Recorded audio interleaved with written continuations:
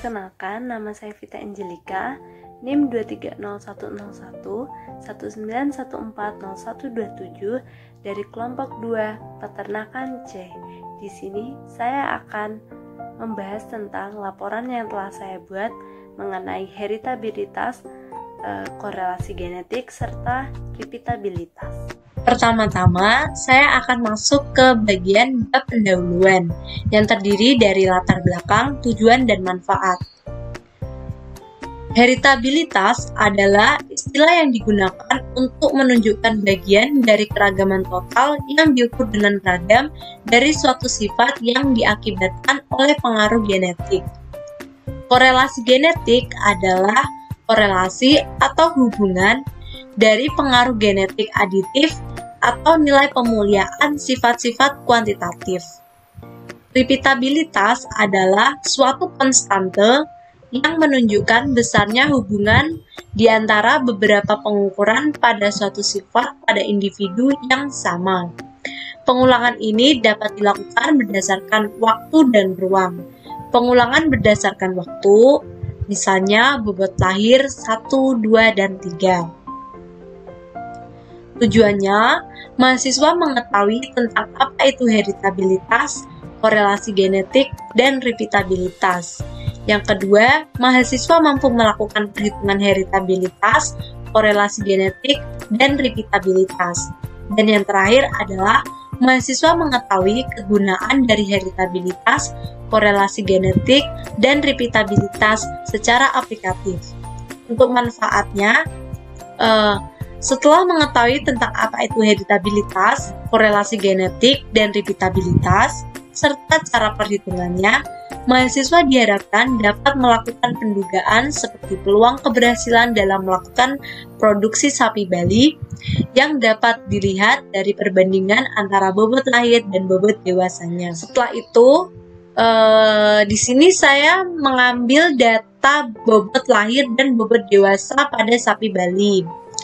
Dapat kita lihat bahwa pejantan berjumlah 4, masing-masing pejantan mengawini 5 betina. Jadi total betina yang digunakan dalam praktikum adalah 20. Untuk pengulangan data sebanyak 3 kali. Setelah itu, kita masuk ke bab hasil dan pembahasan. Pertama, kita masuk ke hasil. Perhitungan yang dilakukan pertama adalah pendugaan nilai heritabilitas indeks bobot lahir. Pertama, kita membuat rekapitulasi data heritabilitas bobot lahir per det. Lalu kita masukkan data-datanya. Setelah itu kita menghitung nilai heritabilitasnya. Tetapi untuk mendapatkan nilai heritabilitas, kita harus mencari faktor koreksi terlebih dahulu atau FK. Rumusnya yaitu GI kuadrat dibagi NT. Hasilnya adalah 7085,730125. Setelah itu kita menghitung jumlah kuadrat antar pejantan atau JKS. Rumus JKS adalah sigma I YI kuadrat dibagi NI dikurangi FK. Hasilnya adalah 4,325015. Setelah itu, kita menghitung jumlah kuadrat antar anak dalam pejantan atau JKW. Rumusnya adalah sigma I, sigma IK, YIK dikurangi YI kuadrat dibagi NI. Didapati hasil 9,20976. Setelah itu, kita menghitung derajat bebas antar pejantan atau DBS. DBS dapat dicari dengan rumus S dikurangi 1. Didapati hasil 3. Setelah itu, kita mencari derajat bebas antar anak dalam pejantan atau DBW. Rumus DBW adalah DBW sama dengan N titik dikurangi S. Hasilnya adalah 16. Setelah itu kita masuk ke kuadrat tengah antar pejantan atau KTS. Rumus KTS adalah JKS dikurangi DBS. Hasilnya adalah 1,4416716667. Setelah itu, kita menghitung kuadrat tengah antar anak dalam pejantan atau KTW. Rumus KTW adalah JKW dibagi DBW. Hasil yang didapat adalah 0,57561. Setelah itu, kita menghitung kuadrat tengah harapan antar anak dalam pejantan atau KTHW. KTHW sama dengan tau kuadrat W sama dengan KTW, yaitu sebesar 0,57561. Setelah itu, kita menghitung kuadrat tengah harapan antar pejantan atau KTHS. Rumus KTHS sama dengan tau kuadrat S. Tau kuadrat S sama dengan KTS dikurangi KTW dibagi K. Hasil yang didapati adalah 0,173212333. Setelah itu, barulah kita dapat menghitung nilai heritabilitas atau H kuadrat. H kuadrat sama dengan 4 tau kuadrat S dibagi tau kuadrat S ditambah tau kuadrat W. Hasil yang didapat adalah 0,9252519662. Langkah yang selanjutnya harus kita lakukan adalah membuat tabel daftar sidik ragam. Setelah itu, kita masuk ke pendugaan nilai heritabilitas bobot dewasa. Sama halnya seperti yang di atas, kita harus membuat rekapitulasi data heritabilitas bobot dewasa. Setelah itu kita masukkan data-datanya, langsung kita masuk ke perhitungan. Yang pertama, kita menghitung faktor koreksi terlebih dahulu. Faktor koreksi dapat dirumuskan dengan FK sama dengan Y titik-titik kuadrat dibagi N titik. Hasil yang didapat adalah 1103842,098. Setelah itu, kita mencari jumlah kuadrat antar pejantan atau JKS. Rumus JKS sama halnya seperti yang di atas, bahwa JKS sama dengan sigma I YI kuadrat dibagi NI dikurangi FK. Hasil yang didapat adalah 2590,978. Setelah itu, kita menghitung jumlah kuadrat antar anak dalam pejantan atau JKW. Rumus JKW adalah JKW sama dengan sigma I sigma IK YIK dikurangi YI kuadrat dibagi NI. Hasil yang didapat adalah 9608,604. Setelah itu, kita masuk ke perhitungan derajat bebas antar pejantan atau DBS. Rumus DBS adalah S dikurangi 1, maka hasil yang didapat adalah 3. Setelah itu, kita masuk ke perhitungan derajat bebas antar anak dalam pejantan atau DBW. Rumus DBW adalah N titik dikurangi S, hasilnya 16. Setelah itu, kita masuk ke perhitungan kuadrat tengah antar pejantan atau KTS. Rumus KTS adalah JKS dibagi dengan DBS. Hasil yang didapat adalah 863,6593333. Setelah itu, kita masuk ke perhitungan kuadrat tengah antar anak dalam pejantan atau KTW. Rumus KTW adalah KTW sama dengan JKW dibagi DBW. Hasil yang didapat adalah 600,53775. Setelah itu, kita masuk ke perhitungan kuadrat tengah harapan antar anak dalam pejantan atau KTHW. KTHW sama dengan tau kuadrat W sama dengan KTW. Maka hasilnya adalah 600,53775. Setelah itu, kita masuk ke perhitungan kuadrat tengah harapan antar pejantan atau KTHS. Rumus KTHS adalah KTHS sama dengan tau kuadrat S sama dengan KTS dikurangi KTW dibagi K. Hasil yang didapat adalah 52 0,62431667. Setelah itu barulah kita dapat menghitung nilai heritabilitasnya atau H kuadrat.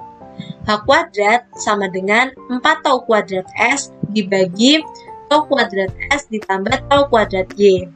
Hasilnya adalah 0,322274176. Setelah melakukan perhitungan heritabilitas bawah dewasa, yang harus dilakukan selanjutnya adalah membuat tabel daftar sidik ragam. Setelah itu, kita melakukan pendugaan nilai korelasi genetik, indeks bobot lahir, dan bobot dewasa. Pertama-tama, kita membuat tabel korelasi genetik bobot lahir 1 dan bobot dewasa 1.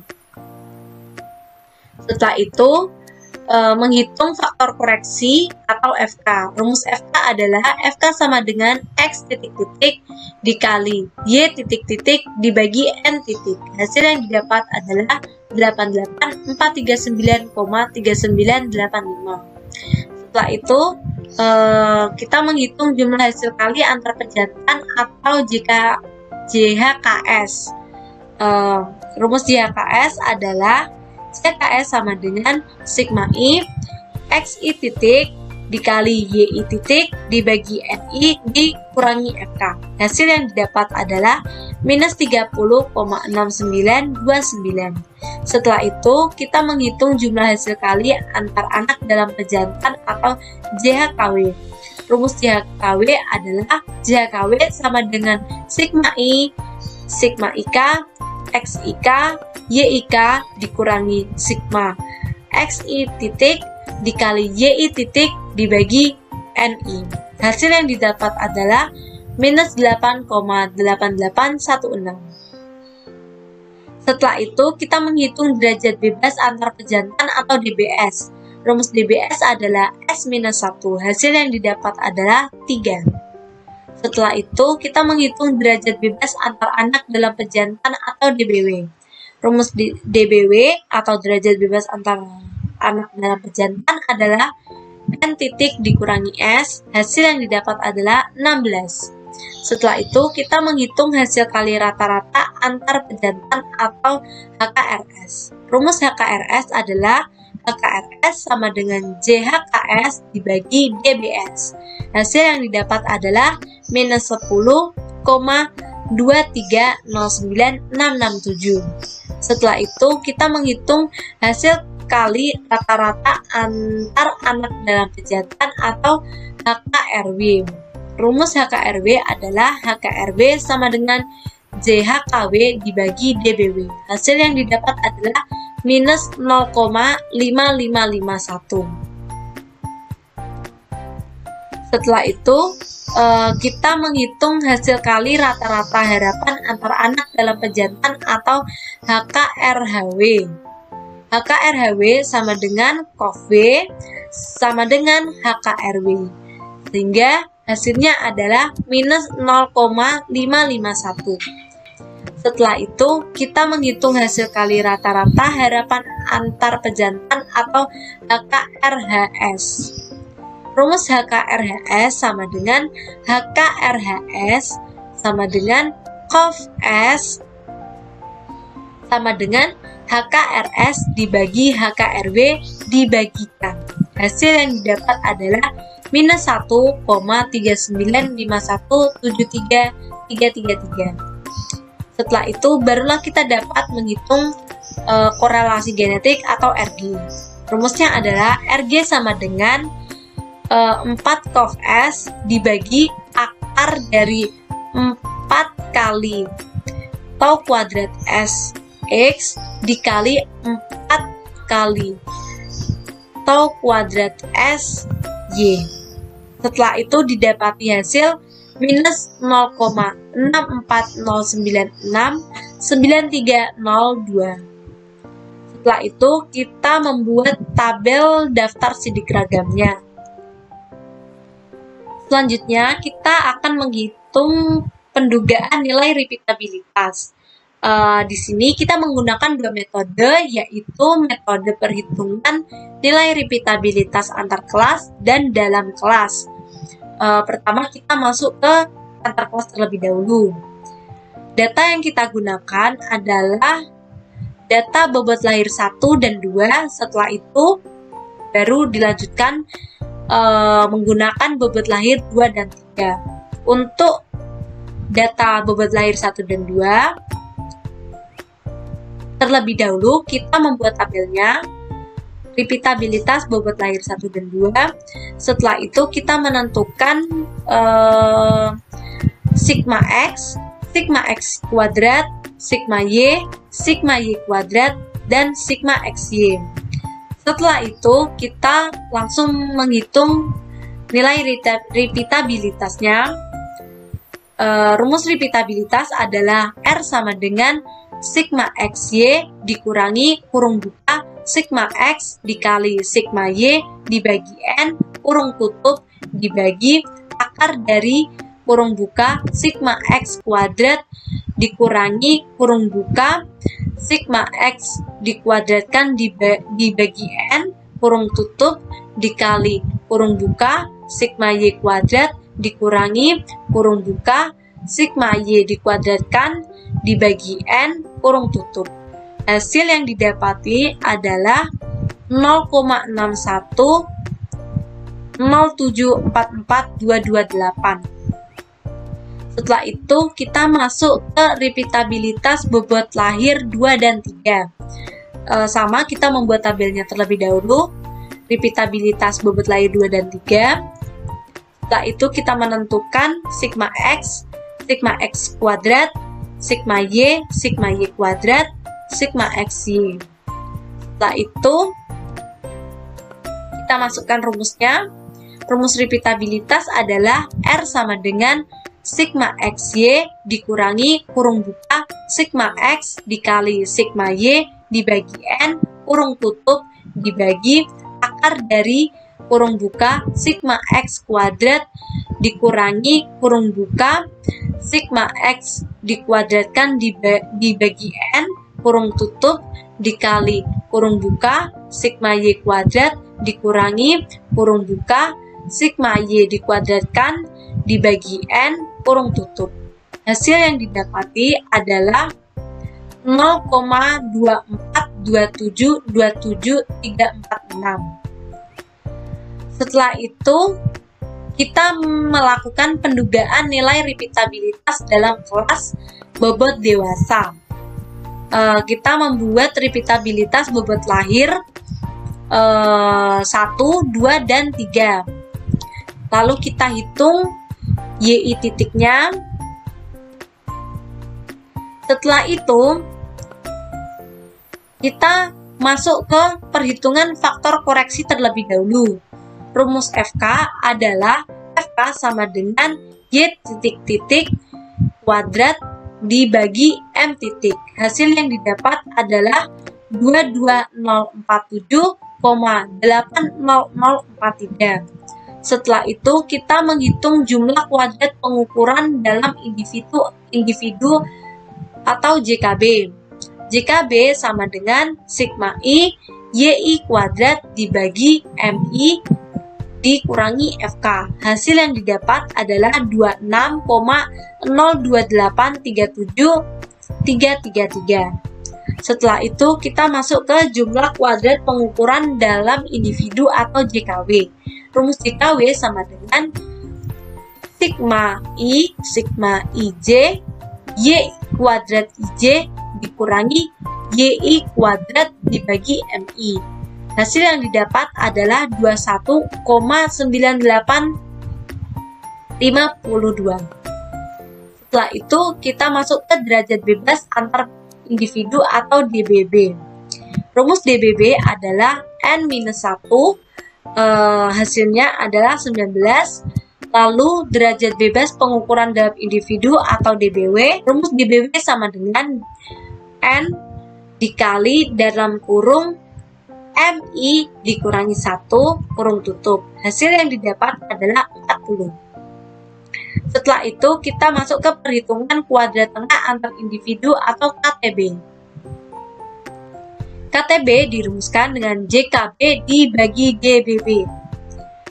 Hasil yang didapat adalah 1,36991438,6. Lalu kita masuk ke kuadrat tengah pengukuran dalam individu atau KTW. Rumus KTW adalah JKW dibagi DBW. Hasil yang didapat adalah 0,54963.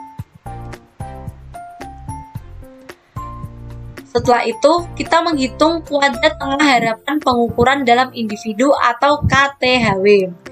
KTHW sama dengan tau kuadrat W sama dengan KTW. Maka hasil yang didapat adalah 0,54963. Setelah itu, kita menghitung kuadrat tengah harapan antar individu atau KTHB. KTHB sama dengan tau kuadrat B sama dengan KTB dikurangi KTW dibagi K. Hasil yang didapat adalah 0,273428129. Setelah itu barulah kita dapat menghitung nilai repeatabilitasnya. Rumus repeatabilitas dalam kelas adalah R sama dengan tau kuadrat B dibagi tau kuadrat B ditambah tau kuadrat B. Hasil yang didapat adalah 0,3322099985. Setelah itu barulah kita membuat tabel daftar sidik ragamnya. Setelah itu kita masuk ke bagian kedua, yaitu pembahasan. Heritabilitas atau H kuadrat merupakan suatu tolak ukur yang digunakan dalam suatu seleksi, yaitu untuk mengetahui kemampuan tetua dalam menurunkan kesamaan sifat kepada keturunannya.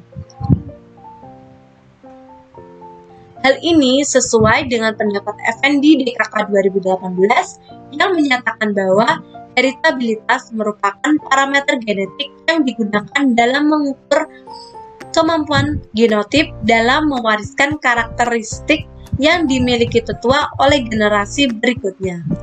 Berdasarkan hasil perhitungan, nilai heritabilitas bobot lahir pedet pada sapi Bali adalah 0,92, sedangkan untuk bobot dewasa sapi Bali adalah 0,32.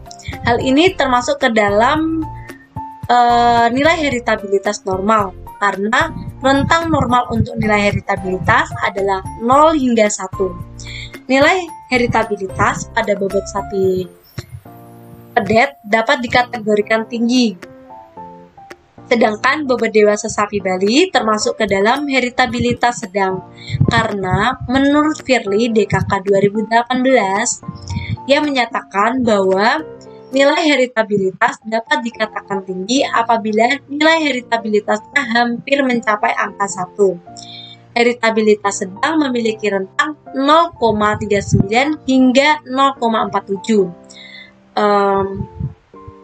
Sedangkan heritabilitas rendah jika rentangnya antara nilai 0,10. Terdapat beberapa faktor yang dapat mempengaruhi nilai heritabilitas. Menurut Novesia 2018, ia menyatakan bahwa faktor genetik dan faktor lingkungan merupakan faktor yang dapat mempengaruhi nilai heritabilitas. Menurut Saleh 2010, ia menyatakan bahwa hasil heritabilitas yang tinggi menandakan faktor genetik lebih dominan dibandingkan faktor lingkungan, sedangkan nilai heritabilitas yang rendah menandakan faktor lingkungan lebih dominan dibandingkan faktor genetik. Setelah itu kita masuk ke pembahasan kedua, yaitu korelasi genetik atau RG. Korelasi genetik atau RG adalah korelasi dari pengaruh gen aditif atau nilai pemuliaan antara kedua sifat itu. Hal ini sesuai dengan pendapat Tiara 2019 yang menyatakan bahwa korelasi genetik merupakan korelasi atau hubungan antara pengaruh genetik aditif pada dua sifat. Hal ini juga didukung oleh pendapat Harijanto DKK 2014 yang menyatakan bahwa korelasi genetik adalah derajat hubungan antara dua sifat yang disebabkan oleh faktor genetik. Korelasi genetik muncul diakibatkan oleh adanya gen-gen yang bersifat pleiotropi dan adanya Lincoln gen.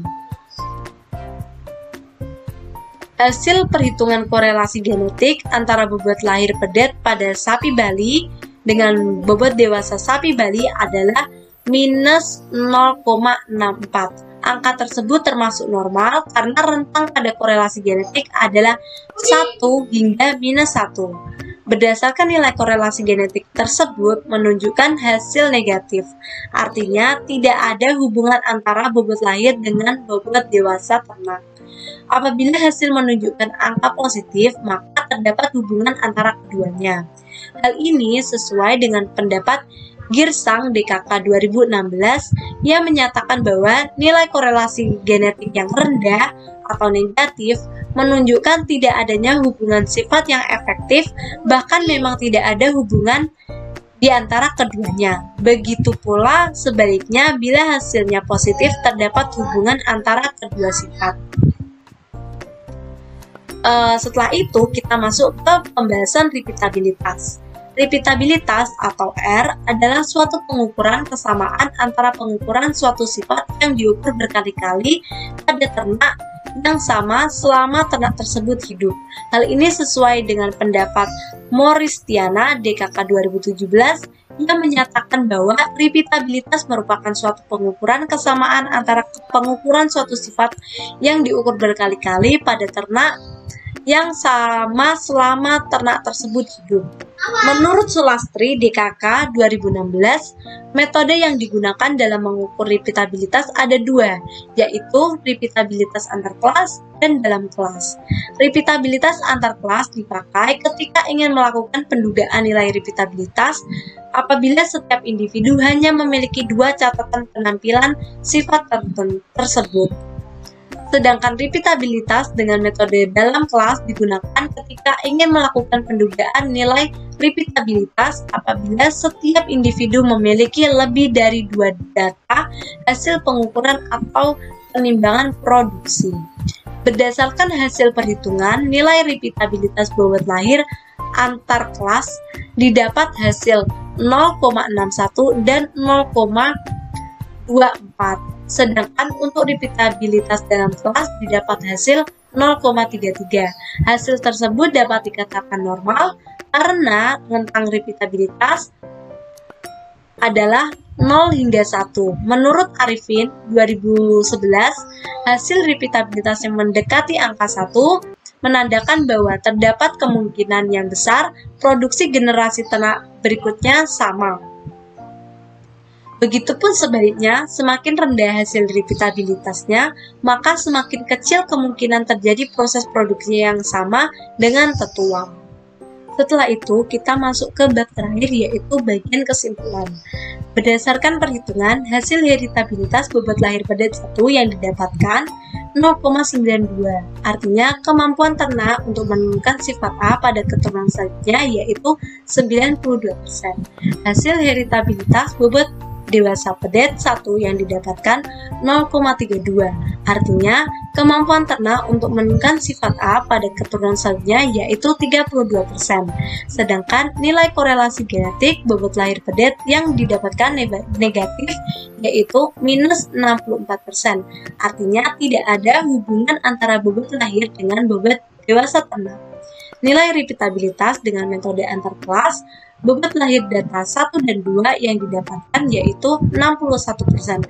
Artinya, kemampuan ternak untuk memproduksi pedet dengan bobot lahir yang hampir sama dengan bobot lahir berikutnya sebesar 61%, sedangkan 39%-nya dipengaruhi oleh faktor lingkungan. Sedangkan untuk nilai repeatabilitas bobot lahir data 2 dan 3 yang didapatkan yaitu 24%, artinya kemampuan ternak untuk memproduksi pedet dengan bobot lahir yang hampir sama dengan bobot lahir berikutnya sebesar 24%, sedangkan 76% dipengaruhi oleh faktor lingkungan. Nilai repeatabilitas dengan metode dalam kelas bobot lahir yang didapatkan yaitu 33%, artinya kemampuan ternak untuk memproduksi pedet dengan bobot lahir yang hampir sama dengan bobot lahir berikutnya sebesar 33%, sedangkan 67%-nya dipengaruhi oleh faktor lingkungan. Sekian pembahasan laporan dari saya. Apabila ada kesalahan atau kekurangan kata, saya mohon maaf. Semangat pagi!